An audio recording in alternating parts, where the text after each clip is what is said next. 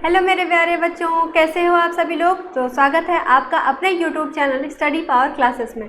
तो आज का हमारे ये जो वीडियो नंबर है वो लेक्चर नंबर 5 है। अब इस वीडियो में हम क्या आज पढ़ने वाले हैं, तो हम पढ़ेंगे अपवर्तनांक क्या होता है, गोलीय लेंस क्या होते हैं और इनके अलग अलग जो डेफिनेशंस है वो क्या होती हैं। कोई भी जो उत्तल या अवतल लेंस है वो अभिसारी अपसारी प्रकृति का होता है, वह क्यों होता है, और इसी के साथ साथ हम पढ़ेंगे निरपेक्ष अपवर्तनांक क्या होता है, और आगे भी जो भी हो कंटिन्यू हम लोग करेंगे। तो पिछले वीडियो में मैंने आपको दर्पण की 6 स्थितियां बताई थी और बताया था कि इनका जो प्रतिबिंब है वो कैसे बनता है, उसको मैंने आपको ट्रिक से भी याद कराया था। तो जिन बच्चों ने वो क्लास नहीं देखी है वो जाके पहले फटाफट से वो क्लासेस देखिए। मज़ा ना जाए तो फिर कमेंट बॉक्स में करना, ठीक है।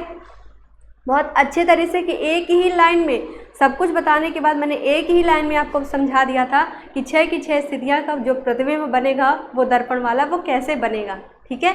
तो जिसको जिसको भी याद हो गया था वो एक बार थम्स अप जरूर करेंगे कमेंट बॉक्स में। और आज की वीडियो को स्टार्ट करने से पहले अगर आप इस चैनल पर नए आए हैं तो चैनल को जरूर सब्सक्राइब कर लेना और शेयर कर देना, क्योंकि आपको भी पता है क्लास 10 के लिए डेडिकेटेड चैनल है, बिल्कुल फ्री ऑफ कॉस्ट में। और मैंने वादा किया है कि जैसे ही 1000 सब्सक्राइबर होते हैं हम लोग लाइव स्टार्ट हो जाएगी, ठीक है। चलिए फिर स्टार्ट करते हैं आज की वीडियो को। सबसे पहला हेडिंग हमारा क्या है आज का, हेडिंग देखिए क्या लिखा गया है, अपवर्तनांक क्या होता है, यानी कि रिफ्रैक्टिव इंडेक्स क्या होता है, रिफ्रैक्टिव इंडेक्स क्या बोलते हैं इसको, रिफ्रैक्टिव इंडेक्स, ठीक है। रिफ्रैक्टिव इंडेक्स क्या होता है, देखिए यदि क्या हो आपतन कोण आई हो, क्या हो आपतन कोण आई और अपवर्तन कोण क्या हो आर हो, यानी कि क्या लिखा मैंने, क्या बोला, आपतन कोण यदि आई है और अपवर्तन कोण यदि क्या है आर है, तो साइन आई, क्या लिखा मैंने, साइन आई बटे साइन आर, क्या लिखा गया है, साइन आई बटे साइन आर। इनका जो मान होता है वो क्या होता है, एक नियतांक होता है जिसको एन या फिर हम लोग म्यू से लिखते हैं। किससे लिखते हैं, म्यू से लिखते हैं। और यही जो नियतांक होता है बच्चों, इसी को हम लोग क्या कहेंगे, अपवर्तनांक। क्या कहेंगे, अपवर्तनांक कहेंगे। अभी आपको बताऊंगी कि जो अपवर्तनांक होता है किसी भी प्रोडक्ट का, जैसे पानी हो गया, बर्फ हो गया, तो वो जो अपवर्तनांक पॉइंट है, वो जो नंबर है वो क्या हमें दिखाता है, वो क्या हमको बताता है। तो अपवर्तनांक समझ में आए क्या होता है, यदि आपतन कोण आई हो और अपवर्तन कोण आर हो तो साइन आई बटे साइन आर, इनका जो अनुपात होगा उसका जो नियतांक होगा उसे ही हम क्या कहेंगे बच्चों, क्या कहेंगे, अपवर्तनांक कहेंगे। आगे एक नोट पॉइंट डाल के लिखिएगा, ठीक है। यदि माध्यम, ये जो प्रकाश की किरण है, एक माध्यम से दूसरे माध्यम में जाते समय, मान लीजिए कोई एक क्या है, पृष्ठ है, ये कांच का एक स्लैब है और यहाँ पे वायु है। अगर यहाँ से प्रकाश की किरण इस तरीके से कुछ आती है और यहाँ पे ये इसका लंब है, तो ये या तो इस तरफ मुड़ जाएगी, ठीक है, ये सभी आपको पता है। यहाँ से मुड़ने के बाद जब फिर से यहाँ से ये क्रॉस करेगी तो ये इस तरफ से फैल जाएगी।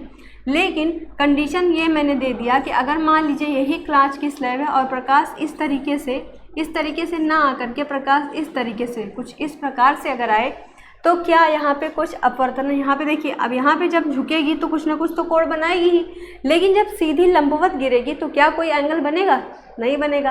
तो यही नोट डाल के लिखिएगा कि जब भी कोई प्रकाश की किरण एक माध्यम से दूसरे माध्यम में जाते समय पृष्ठ पर क्या गिरे, लंबवत गिरे, क्या गिरे, लंबवत गिरे, तो एक माध्यम से गिरे तो दूसरे माध्यम में बिना विचलित हुए निकल जाती है। देखो बिना विचलित हुए ऐसे ये जो है वो सीधे निकल जाएगी। तो ना तो यहाँ आपतन कोण बना कोई भी, ना तो अपवर्तन कोण बना, तो आपतन कोण आई बराबर क्या हो जाएगा, 0, और अपवर्तन कोण आर बराबर भी क्या हो जाएगा, 0 हो जाएगा। ये सवाल आपसे पूछा जा सकता है, ट्रिकी क्वेश्चन है, जरूर क्वेश्चन जो पेपर में वो छपेगा। तो क्या मैंने बताया कि यदि कोई प्रकाश की किरण एक माध्यम से दूसरे माध्यम में बिना विचलित हुए उस पर गिरती है लंबवत और बिना विचलित हुए निकल जाएगी, तो वहाँ आपतन कोण और अपवर्तन क्या होगा, दोनों ही का मान क्या हो जाएगा, 0 हो जाएगा। आगे बात समझ में, चलिए आगे बढ़ते हैं। अब देखिए अपवर्तनांक और प्रकाश की चाल में क्या होता है, संबंध हमें बताना होता है। तो पहले जानेंगे कि अपवर्तनांक और प्रकाश की चाल में क्या लोग संबंध होता है, ठीक। तो देखो ये जो डेफिनेशन है या फिर जो ये संबंध है वो हम क्यों निकालते हैं, वो कब निकाला जाता है, जब, याद रखिएगा, हमें साइन आई और साइन आर की वैल्यू नहीं पता होती है। साइन आई और साइन आर इन दोनों की वैल्यूज़ अगर हमें क्या है नहीं पता है बच्चों, तो ही हम इस कंडीशन में इसका उपयोग करते हैं। कैसे, प्रकाश की चाल से। कैसे, प्रकाश की चाल से। जैसे कि मान लीजिए ये एक पहला जो है वो जहाँ 1 नंबर लिखा है, कोई एक माध्यम है मान लेते हैं हवा, और दूसरा जो माध्यम है वो हम मान लेते हैं हम पानी। तो पूछा गया है कि हवा के सापेक्ष जो पानी का अपवर्तनांक होगा वो कैसे हम निकालेंगे।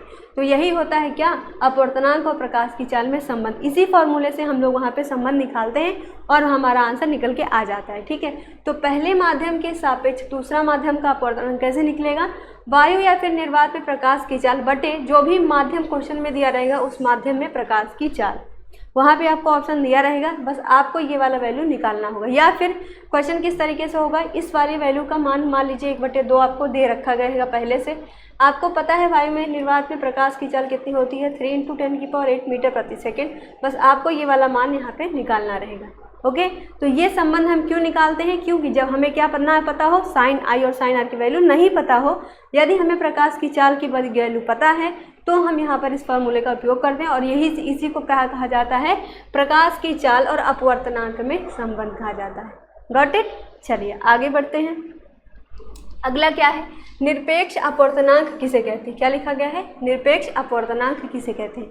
तो जब कोई प्रकाश की किरण एक माध्यम से दूसरे माध्यम में जाती है तो क्या होता है, आपतन कोण की जा और अपवर्तन कोण की जा, ठीक है, इन दोनों का अनुपात जो होगा उस माध्यम में क्या कहलाएगा, उस माध्यम का निरपेक्ष अपवर्तनांक कहलाता है। क्या कहलाता है, निरपेक्ष अपवर्तनांक कहलाता है।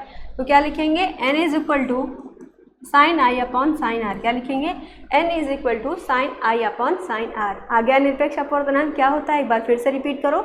जब कोई प्रकाश की किरण एक माध्यम से दूसरे माध्यम में प्रवेश करती है तो जो आपतन कोण है i साइन i, या आपतन कोण की जा साइन i, और अपवर्तन कोण की जा साइन r, यानी कि साइन i जिसको हम क्या बोलेंगे, साइन i, इन दोनों का जो अनुपात होगा वही क्या कहलाएगा, निरपेक्ष अपवर्तनांक। क्या कहलाएगा, निरपेक्ष अपवर्तनांक। वेरी गुड, आगे बढ़ते हैं। चलिए अब यहाँ पे मैंने क्या लिखा है, माध्यम, और यहाँ पे लिखा है अपवर्तनांक। पहले इस चीज़ को पढ़ने से पहले ये समझ लीजिए कि जब भी किसी भी माध्यम का जो अपवर्तनांक होगा वो जितना ज़्यादा कम होगा, वो क्या होगा, अपवर्तनांक जितना कम होगा वो माध्यम उतना ही क्या होगा, वो माध्यम उतना ही विरल होगा। क्या होगा, विरल होगा। लेकिन जिस भी माध्यम का अपवर्तनांक क्या होगा, जितना ज़्यादा होगा बच्चों, जितना ज़्यादा होगा वो माध्यम उतना ही क्या होगा, सघन होगा। जैसे कि हीरे का अपवर्तनांक क्या होता है, 2.42। क्या होता है हीरे का अपवर्तनांक, 2.42। तो ये माध्यम कैसा है, ये माध्यम सघन है। ठीक, अब यहाँ पे देखिए कुछ माध्यम है, इनके आपको अपवर्तनांक याद होने चाहिए। तो माध्यम क्या है, वायु, जिसका अपवर्तनांक क्या होता है, 1.003। क्या लिखा है, 1.003। अब याद कैसे करना है, भूलना नहीं, कैसे याद करोगे। क्या लिखा है, वायु का अपवर्तनांक 1.0003, यही तो लिखा है। तो 3 बार 0 और 1 बार 3 लिखा है, 3 और 3 0, याद हो गया। अब इसी तरीके से देखो बर्फ़ का क्या होता है 1.31 और जल का क्या होता है 1.33। तो देखो यहाँ से 2 ही तो ज़्यादा है इसमें, है ना, तो इसको ऐसे याद कर लो। ठीक, अब इसी से 2 इससे ज़्यादा है और इसमें अगर हम 3 और ऐड कर दें तो ये अल्कोहल का हो जाएगा कितना, 1.36 हो जाएगा। तो देखो वायु का 1.003, बर्फ का 1.31, जल का 1.33, अल्कोहल का 1.36, हीरे का 2.42, बेंजीन का होता है 1.50 और तारपीन का क्या होता है 1.47। क्या होता है तारपीन का 1.47, यानी कि जो यहाँ पे लिखा गया है बेंजीन से कितना होता है 3 कम होता है। क्या होगा, यहाँ पे 1.47 है, यहाँ पे 1.50, 3 ही तो अंतर है। तो ऐसे याद कर लीजिए। ठीक है, आगे बढ़ते हैं। ये समझ में आया कि अपवर्तनांक जो वैल्यू निकल के आती है उसका मीनिंग क्या होता है उस प्रोडक्ट से रिलेटेड। चलिए आगे, गोलीय लेंसों द्वारा अपवर्तन। हेडिंग क्या है हमारी अब, गोलीय लेंसों द्वारा अपवर्तन। तो पहले समझते हैं कि जो गोलीय लेंस होता है बच्चों वो क्या होता है। गोलीय लेंस क्या होता है, जब भी जो गोलीय लेंस होता है वो 2 गोलीय पृष्ठ, क्या बोला है, जो 2 गोलीय पृष्ठ या फिर एक गोलीय और एक समतल पृष्ठ से घिरा होता है, उस आकृति को या फिर उस समांग पारदर्शी माध्यम को क्या बोला है, समांग पारदर्शी माध्यम। समांग विषमांग पढ़ा है, क्या होता है, समांग का मतलब होता है एक जैसा कोई माध्यम, मतलब पानी में हमने पानी मिक्स कर दिया तो समांग। लेकिन विषमांग क्या होगा, पानी में हमने मिट्टी मिक्स कर दिया तो हमें आर पार दिखाई नहीं देगा। तो मतलब 2 चीज़ों का मिश्रण हो जाएगा, तो वो समांग जो है वो क्या हो जाएगा। समांग पारदर्शी, जैसे पानी है, यहाँ पे हमने पानी और मिला दिया तो समांग हो गया। हमें क्या दिख रहा है, पारदर्शी भी है, मतलब हम आर पार उसके देख सकते हैं। तो कैसा हो गया, समान पारदर्शी माध्यम।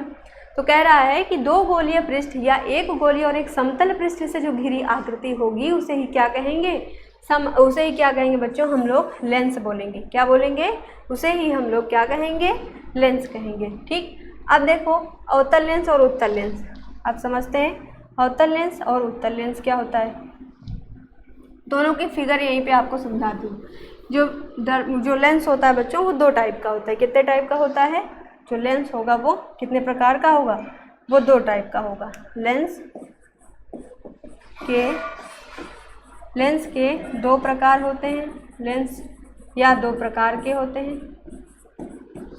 कौन कौन से लेंस हैं,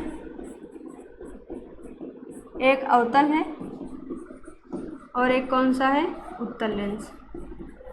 एक अवतल लेंस और एक उत्तल लेंस है।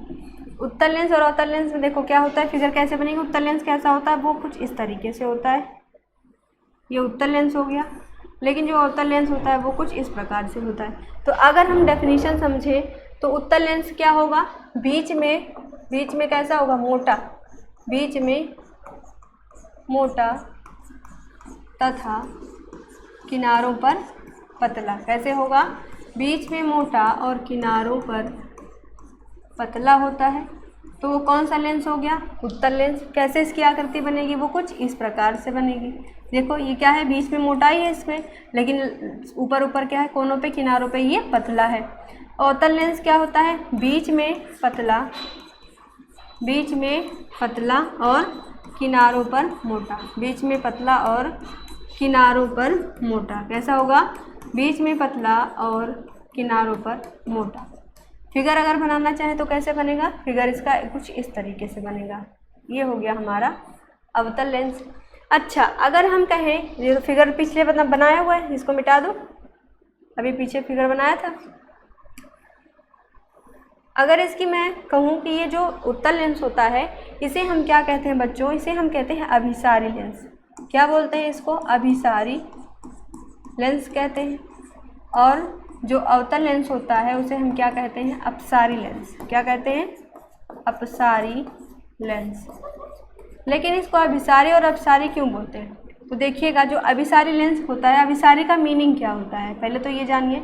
अभिसारी मतलब होता है, अभिसारी मीन्स होता है किरणों को एकत्रित करना।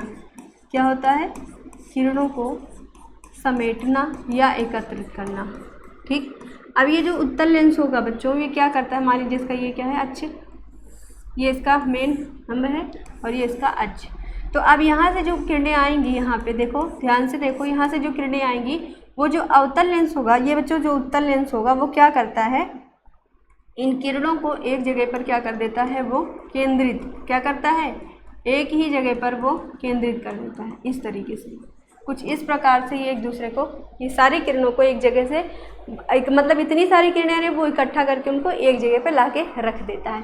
तो वो क्या हो जाएगा, अभिसारी। अपसारी लेंस क्या होता है, जैसे कि मान लीजिए ये क्या है, एक अवतल दर्पण है, तो अभिसारी लेंस में क्या होगा, यहाँ से मान लो ये किरणें आई, यहाँ से किरणें आ रही हैं।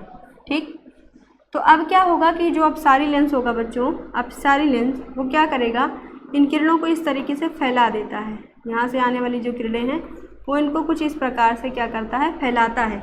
तो इसे ही हम कहते हैं क्या, अपसारी प्रकृति। अपसारी मतलब क्या होता है, किरणों को फैला देना, यानी कि किरणों को विस्तार कर देना, वो होता है अपसारी। जिस कारण से जो अवतल लेंस होता है उसे हम कहते हैं अपसारी लेंस। क्या कहते हैं, अपसारी लेंस, क्योंकि ये किरणों को फैलाता है। उत्तल लेंस को क्या कहते हैं, अभिसारी, क्योंकि ये किरणों को क्या करता है, एक जगह पर केंद्रित या फोकस कर देता है। ठीक, तो यहाँ तक अभी आपको समझ में आ गया होगा। मुझे उम्मीद है कि मैंने आपको अच्छे से समझाने की कोशिश की और आपको समझ में आया भी होगा।